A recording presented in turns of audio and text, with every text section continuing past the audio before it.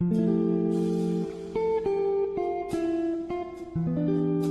everybody. Welcome back to another episode of Iron Soup.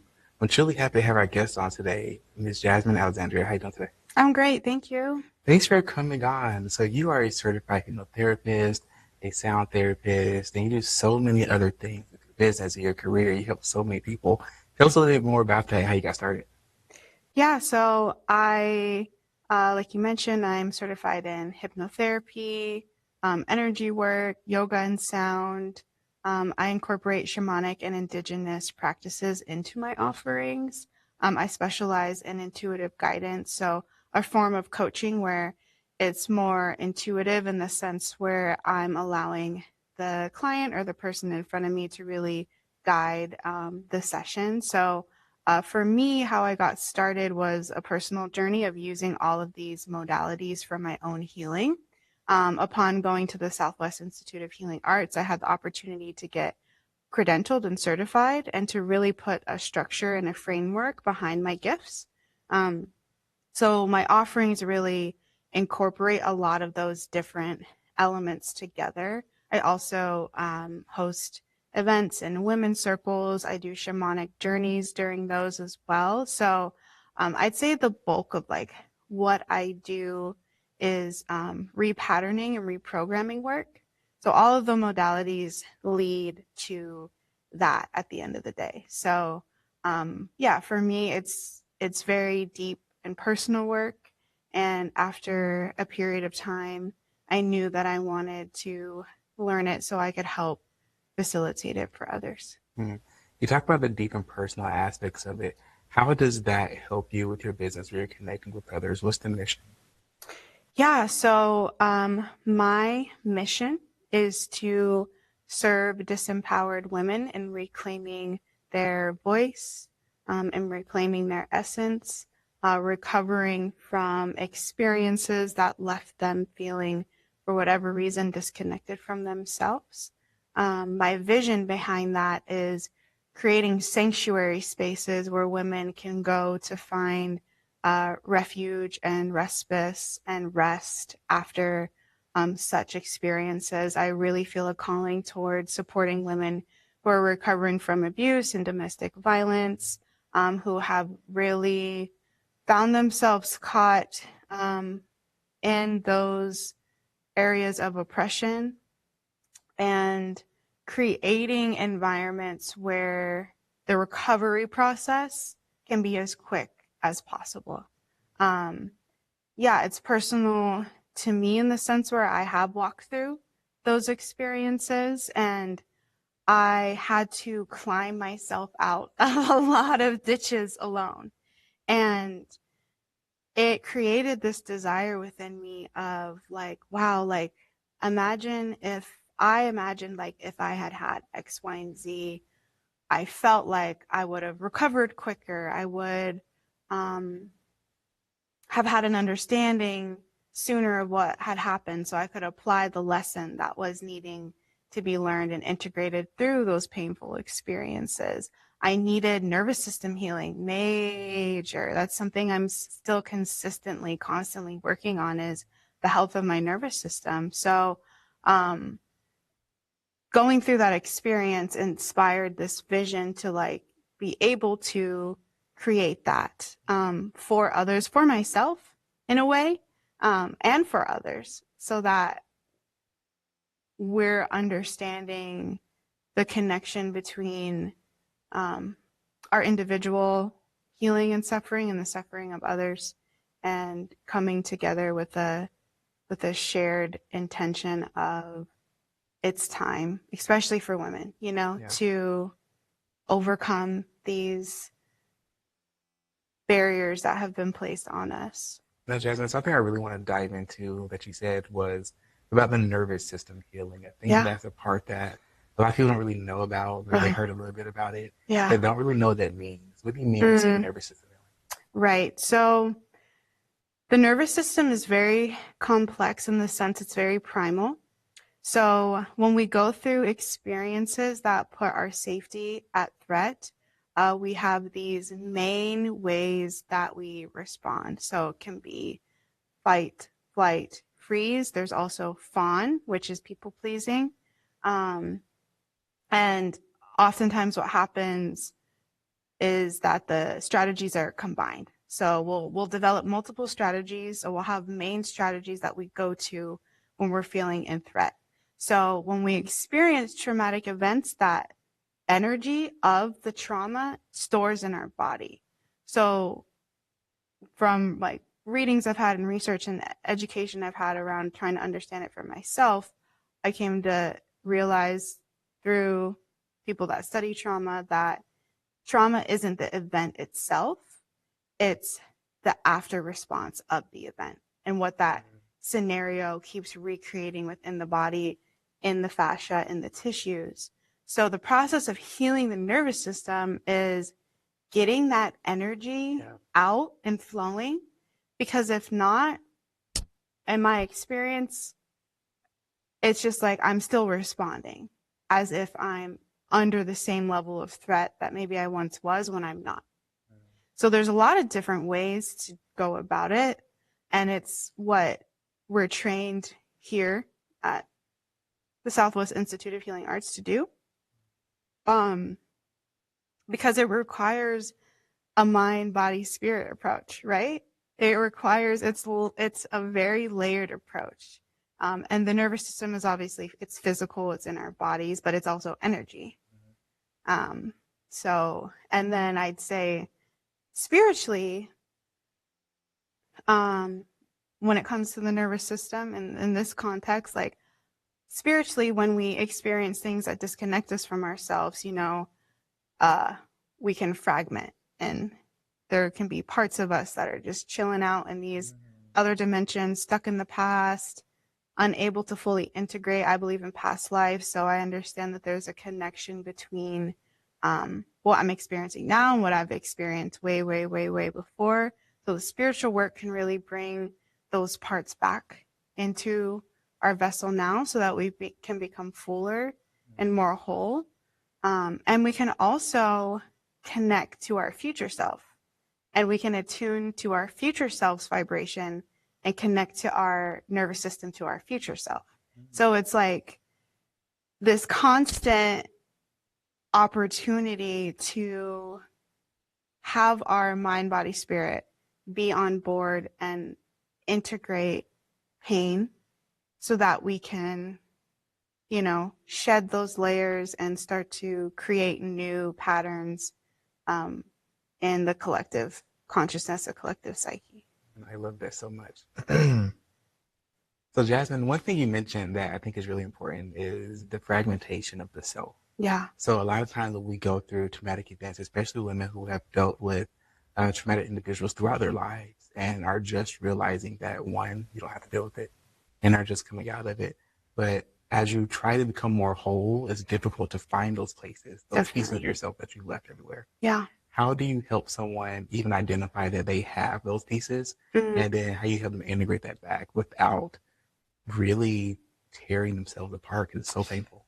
Right. Definitely. I'd say there's symptoms, there's clues that there's fragmentation. Those clues could be anxiety, depression, lack of focus, lack of memory. Yeah. And so I think in general, if anyone's experiencing a dissatisfaction with their life or an inability to be present or just like lingering emotional states that just won't go away, even if they are maybe trying certain things, I'd say that's an indication that there's some psychological fragmentation going on. And it is very painful in the sense that there's a not re-experiencing, but a re-feeling and processing in order for that energy to just get out. Because what happens a lot of the time is if we're just suppressing it, it's staying in our body, and then we're just stuck in those lumpy emotions, and we're not really moving forward. Our body is still in the past, and we're training ourselves unintentionally to stay there, to think that the body biologically, you know. Is So that where the yoga comes into play? They help you move the definitely, energy through? Yeah. yes, yes, yeah, yeah. And the thing about yoga is like, and I've been practicing yoga for a long time. Since I was around 12 years old, I just instantly like was gravitating towards that. So like at the gym, I would take it. In high school, I took that as like my recreation class. I took it on and on in my early 20s, like hot yoga. Mm. And it was just always something I went to when I felt like desperate. And I was like, I know I'm desperate, but I know if I go to this class, I'm going to be a little less desperate. Why so early on, though? Did you start having those feelings and emotions that there's some trapped energy earlier on? So it wasn't conscious. It wasn't like, maybe I don't remember thinking of it that way, but I had always been like in tune enough, no matter what was happening around me. Like my intuition, I'll say it that way. My intuition's been pretty strong throughout my life. Like even when I haven't listened to it, like I still listen to it. If that makes Yeah, sense. Yeah. definitely. And then it's one of those like when you don't listen to it, something major happens. You're Yeah. like I And then knew I should have done right. it. Yeah, exactly. Exactly. So I think what was happening when I was young was I wasn't thinking about things. I was just kind of like experimenting and moving through life and going towards what I was drawn to. And yoga was one of them. And because it helped me, Yeah. it helped me. I felt relief after, and I didn't maybe necessarily understand why at the time. But as I'm in my studies now, it's like the, the more I study, the deeper it goes.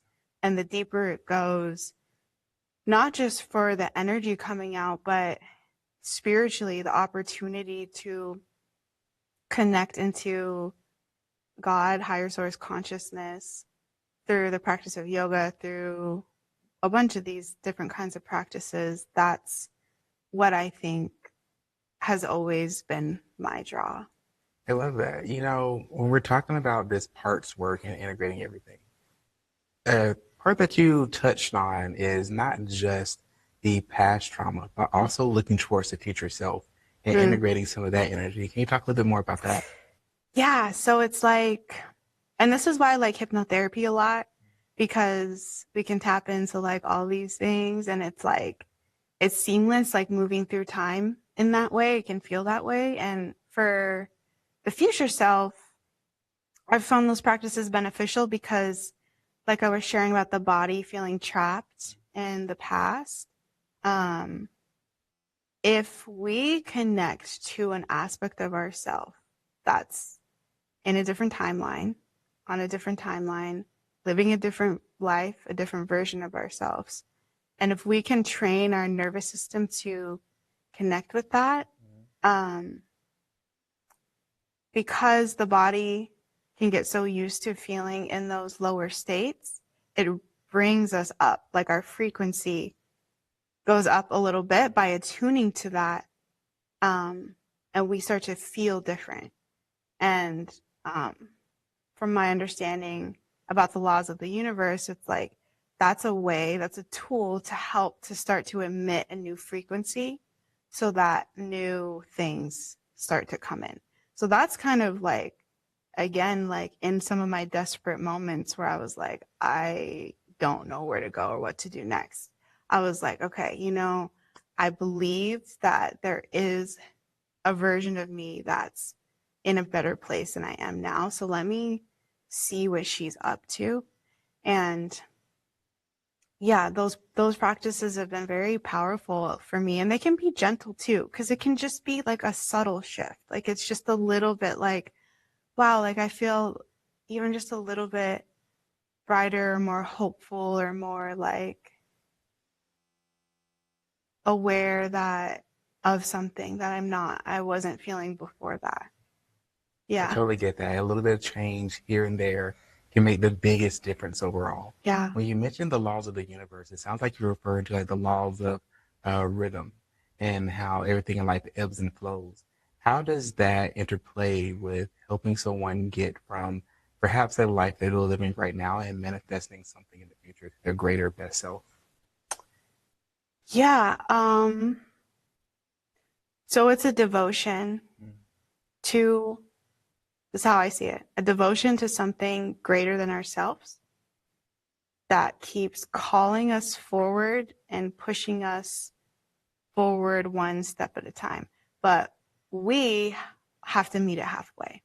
What does that mean? Need to have. Well, we hear that, you know. Mm-hmm. Doing our practices, connecting, intentionally connecting. So, you know, prayer, journaling, meditating, spending time in nature, simple things. I mean, we hear these things all the time, Mm. but it's like, it really is like that, you know? I think it's just everyone finding that for themselves. It also looks like doing the healing work when it's time, and when I say when people feel resourced enough to face whatever it is that they feel like they need to face. We all have something that What do you mean resource enough? You mean supported enough, or they feel um like they're just ready internally? yeah, I mean, like, they're in a place in their life where if they were to look at something and if it were to be really overwhelming, that they wouldn't fully like collapse. Like, they have their physical resources enough taken care of, hopefully they have some support that they could lean on. They feel like they're that's the ideal situation for me, because I've experienced being under resourced and then uncovering a whole plethora of things, and it's very challenging because the mind can go to heavy places when it's like really just it's just fragile in those moments, and it just needs some space held for it to recover. Yeah. When you talk about holding space for yourself and holding space for your inner self, your higher self, how does one create a space for them, for themselves, for that, perhaps when they're in a chaotic environment? Yes, I know a lot about that. Luckily not in that situation anymore, but yeah, okay. That's a great question. Um, well, I feel like it does look like creating a level of separation from the chaotic environment, whether that's going in a room, locking the door, going to the corner of the room, the closet, meditating, taking a walk outside. Um, if none of that is possible internally, affirming, saying affirmations, evoking I God, you know, um, there has to be an awakening. There has to be a level of like, all of this around me is absolute. Yeah. I'm not going to Totally say get the word I want to you. say, but all of this around me is, yeah. But there's something inside of me that's telling me that there's more. So it's creating a level of separation between the chaos, like knowing that we aren't the chaos, you Yes. know, and it could look a lot of different ways, but depending on the situation, how severe it is. How do you reconcile wanting more, the feeling of wanting and needing more, when there are others around you that constantly say, be happy with what you have? Mm. Yeah, I feel like I've never bought into that saying. I don't either. I am happy with what I have, but Right. that doesn't mean that I can't strive to be a better version of myself, is what I think about it. Yeah, definitely. It's like, it's not like, I don't think there's anything wrong with wanting more than what we have. I think by nature we're called to expand and we're called to grow. So if we are going against that, then we're actually causing more harm to ourselves than just letting ourselves go with the flow of life. And yeah, so even if somebody, I'm like, has anyone ever said that to me? Probably. But I was just like, Didn't no, listen to it. I was going to that's invite it nice. to. I love that so much. Yeah. You know, we're talking about the tools and having the resources to grow and to expand. What are some of those physical tools that people can use to help relax their nervous system and bring themselves back into alignment? Yeah. Tools, breath, yoga postures, humming. I love taking baths. Oh, I love salt baths. They're so good for Also, the know body. about salt baths. For me, it's a cleansing. It's like a cleansing ritual, and it just clears everything, all the other outside energy. It gives me the opportunity to, yeah, just come back to myself. Yeah, energy work, Reiki. Um, Energy work is so powerful, and so I always know how my nervous system starts to downregulate is through yawning. So that's how I know, like, so I'll just be like doing the things, using my intention to work with the energy and different things I've learned, and I'll get the signal, I'll get the cue, I'll get the yawn. And I'm like, that for me, when I was first learning these things, was like the evidence that, like, oh, this is working. Yeah. And the feeling of just like it all just melting away and letting go. So those are tools. Those are some tools, and definitely nature and grounding, music, instruments, like um, that could be soothing for the nervous system, depending on the person And what exactly is this? and their relationship to sound. These are African seed shakers. Yeah. Drumming, um, bowls, sound bowls. But we can attune ourselves with our own voices too. I touch a lot. I touch myself a lot too, like for soothing the nervous system. There's a lot of specific tools that help with the nervous system and the vagus nerve that people can look and research into. That have to do. A lot of it is like vocal toning, gargling's one of them. Gargling. Yeah, like yeah. The Interesting. voice is a really big key piece in that vagus nerve. So So the vagus nerve has been one of my favorite things to oh, research over the cool. past few years. And I find it so fascinating on how it really does relax the nervous system and how it touches the base of our brainstem. It's right where uh, the parasympathetic and sympathetic parts of the nervous system actually cross. Yeah. And I feel that it's how we have or it's where our connection to source actually lives. If it had a place to live inside of our physical body and connect our physical self to the higher self, it would be right there, but between the vagus nerve and the pineal gland. Wow. So when we're talking about utilizing these tools, before we get there, I want to dive a little bit more deeply into some of the things that you brought, because I feel like a lot of people hear about drumming. A lot of people hear about what you call this, the African. They're African seed shakers. African There's a seed. different name for them that I'm totally spacing right now as well. But yeah, there's there's another name. So how exactly do these tools help bring a person to alignment? I know drumming helps with the heartbeat, but can you dive more deeply into how you use them? Yeah. So I've been using these in my women's circles when I do the sound baths, and then my one-on-one clients after I'll do the main session with them, whether that's like hypnotherapy or some energy work, I'll integrate it at the end with sound. For me, it's an opportunity to introduce different vibrations and frequencies through the sound to that person's energy field. So it's allowing them to connect more to their other subtle bodies outside of just their physical bodies, which will enhance relaxation. So it just shakes things up. For me, I'm very sensitive. So I pick up on the subtleties of most things. But so personally, when I introduce sound, um, they evoke a different response and feeling in my body, in my mind, in my nervous system. And it's kind of like a layer of a cake. We'll say that. And each layer, it's like a different flavor where I'm tuning into a different feeling. And for me, I feel like I just come out like more clear, more refreshed, more grounded, more connected, because these are of the earth, Yeah. and the origins where these instruments come from. It's very sacred how they utilize them and what they utilize them for.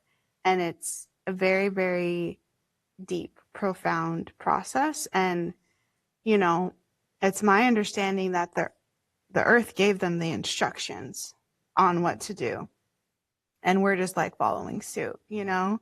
So I like to incorporate them and hold reverence for um, these lineages from my lineage, for what I know about my lineage and what I've personally discovered, what was passed down to me, what's innate in me, um, through these kinds of sounds.